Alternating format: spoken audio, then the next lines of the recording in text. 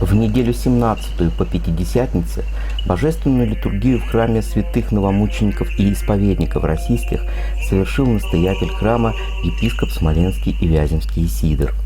Его преосвященство сослужили ключарь храма новомучеников российских иерей Георгий Святцов, духовенство храма, клирики Свято-Успенского собора. В проповеди на божественной литургии архипастырь дал толкование на прозвучавший на богослужении фрагмент Евангелия от Луки о лове рыб. Епископ Исидор также обратил внимание молящихся на реакцию апостола Петра на Божие чудо. Петр просит Господа выйти из его лодки, так как считает себя слишком грешным и недостойным божественного присутствия. Архипастырь призвал всех задуматься, можем ли мы показать подобное смирение.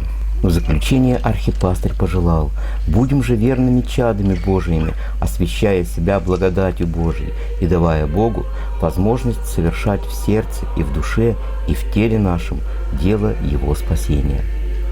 По окончании божественной литургии смоленский архиерей совершил чин освящения иконостаса храма. В завершении богослужения епископ Исидор поздравил всех с воскресным днем, днем памяти пророка Ионы, который сугубо прославляется церковью в этот день. Его преосвященство пожелал прихожанам всечастной пасхальной радости и преподал собравшимся крест на целование и архипастырское благословение.